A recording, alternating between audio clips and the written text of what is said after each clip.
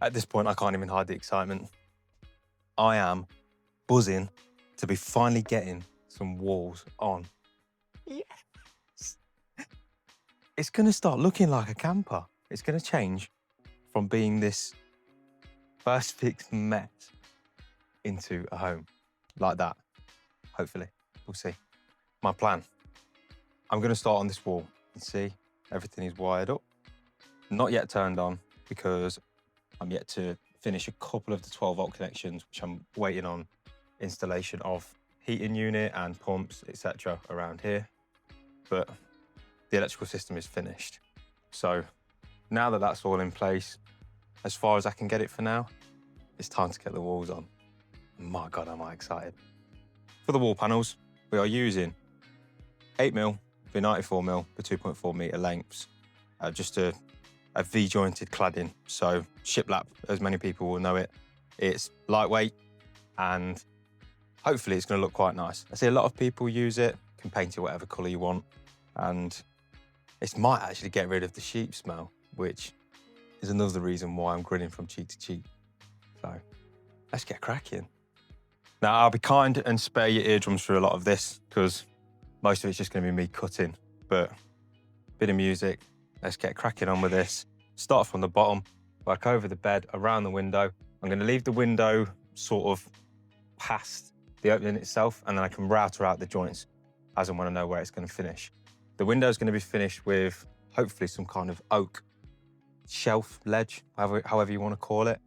And the intention is to get the wall all the way up to roughly this point, and then fit the ceiling on another day.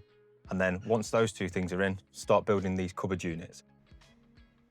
So for those who haven't worked on a van, and probably for those who have, one thing you'll start realizing is there's no such thing as level. So what you can really do is find a square point, straight, something like that. I'm gonna be following the line of this panel here, butting up as tight as I can. It doesn't really matter how neat it is underneath the units as it won't be seen, but then above, I'm gonna have some sort of finished detail, cover this somehow. That's a later problem as far as I'm concerned. So to fix the lengths to the wall, I'm using 16mm gold screws, 4x16.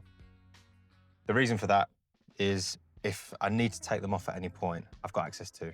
A lot easier than if I was to pin it, have to rag them all off, denail it, renail it, whatever. If I could just unscrew it for whatever reason, this is a worst case scenario, and touch wood, we won't be in that situation. I also just want to acknowledge the fact that this is not a tidy, open, clean space. A bit of realism for those who are doing it in front of their house and not in a factory setting. It's not easy. You're going to be working around yourself. I've literally got my sawhorse behind me right now, doing all the cutting in the van. It's not ideal. I could be doing it out on the street, but then I don't want to annoy the locals. So you just got to get on with it at this point. Another reason I've chose 16mm screws. As you'll see, there's no chance that that's going to ever get through the 12mm panels that I've put in place. So for whatever reason, if there is a cable directly behind where I fix, there's no way now that I'm ever going to get anywhere near it. Smallest pins that I could find for the gun that I've got were 20mm. So there would be those instances where I could easily pin that and then maybe go through the metal, or be a different situation such as this, where I could go through a cable. And I know how daft I am, and I don't fancy doing that.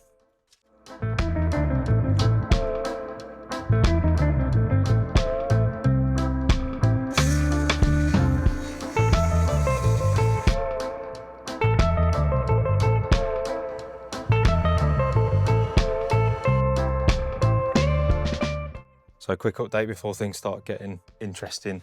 Up and over the bed support. We're looking good, but the next one's going to be quite interesting because I've got to now work out where I want the USB points to finish. So I've drilled that through with a 22mm spade bit, which is the exact size that I need for the fittings that I'm going to get off Amazon. So hopefully that should just screw in nicely, and then there'll be two little small screws. Job's a good one.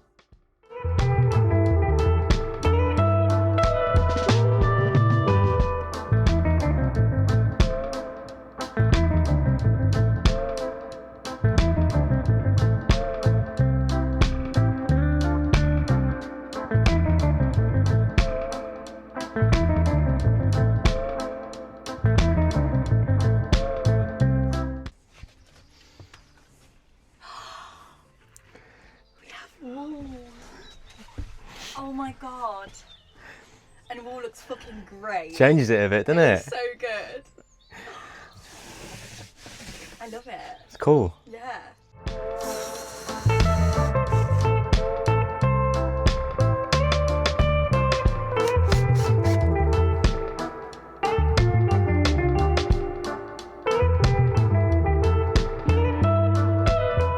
So after tripping over the sawhorse all day and just having nowhere to work, I've changed tack a little bit and gone with a stool instead for chopping up the wood. Bit more room for activities, and I'm not going to end up losing my head and flinging something at the wall and ruining what I've just built. So hopefully today should be a bit less stressful than it was doing that. So we're of course going to start the same way as we did on the other side, keeping it 12 mil off the floor, just in case there's any leaks. Don't want any moisture sucking up the walls. I've just noticed that I haven't got any support for the panels when we get to this section, so I'm probably going to have to mackle something together. Might put some timbers on the back of that, timbers on the back of that, and plant a bit in. By the time it's all fixed across, you'll never have an issue there. Worktop's coming to there anyway, so it's only a small section. Got that for support. Yeah, the rest of it doesn't seem to be having any issues. Must be love on the Ooh, that was a bit rough. I can actually move. Thank God. Do you know when you do something really small that just makes a massive difference? That's how I'm feeling right now. 1740 allows for a bit of expansion.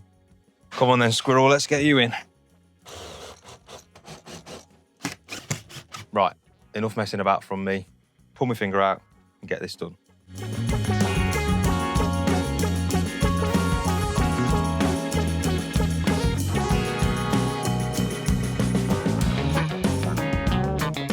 So then, last panel's on, and we're looking good.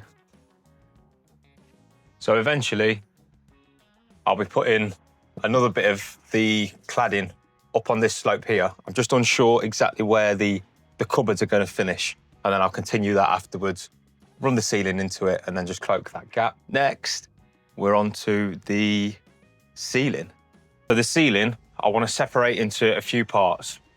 I'm going to go for a strip here, and what I'm using is 6mm ply, because I'm going 6mm ply and then a finished timber rustic effect on the ceiling later down the line. So I'm going to put a strip of 6mm in here, obviously cut out the fan, and the reason I'm putting that in strip there, and then fill whatever that way is because I've still got to put the Starlink connection in. And I'm going to drill the hole for the Starlink for it to penetrate through the roof here somewhere. So I'm thinking a 2.4 metre length is going to take me to roughly this sort of region. And that will allow me plenty of room to get the hole through for the Starlink, feed it into this here. So this is my 12mm supply for the Starlink, and that's going to be housed within this cupboard unit here.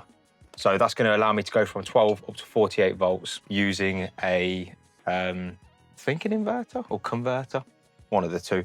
Hopefully now that we've got plenty of coverage on the walls and the ceiling, we might start losing the sheep smell, which is a huge win.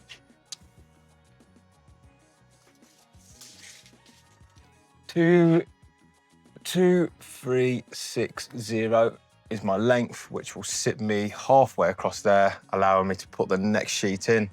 Easy enough. So we've got the measurements. Making use of the off-cut supply. Quite proud of that. 2360. 2360.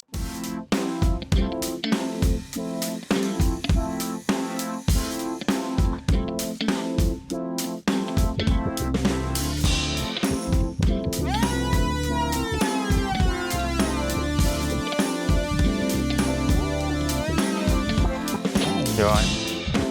Yeah, not bad.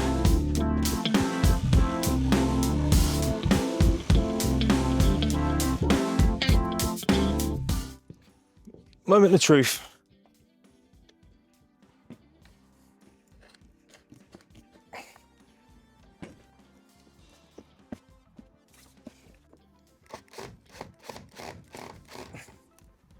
So first panel, arguably unsuccessful. Can it get much worse? Time will tell. Time will only tell.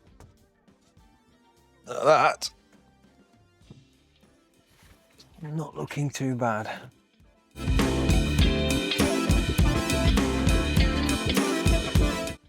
Now I know it's a bit patchwork, but it's not going to be seen.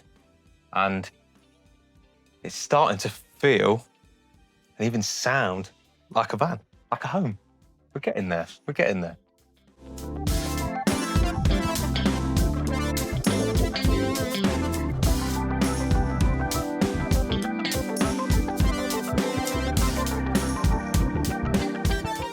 So not at all a bad day's work. We've got the walls finished, the ceiling boards on, and now it frees up the availability to do the dividing wall between the bed and cab area, and then also the overhead storage units. So I'm hoping by the time this video is out that my collaboration with Starv Mount will have started, which means there should be a link in the description below for a mounting bracket which supports the Starlink system itself. In this case, it's going to be for the Starlink Mini, which is what I'm going to be using. So the link will be in the description, which should give you 10% discount on any orders, which is a no-brainer, of course. A big shout out to them. The product itself is absolutely A1. I think, as far as I'm concerned, the best on the market for securing the Starlink onto the roof or of a van, camper van, narrowboat, whatever you want to use it for. But that for me is a job well done. It's starting to feel like a home. We've got walls up, we've got a ceiling in, we're slowly hiding the sheep wall. So I'm hoping the next time I come in here, it shouldn't smell too bad. Let's keep fingers crossed. Thank you so much for watching. I'll see you on the next.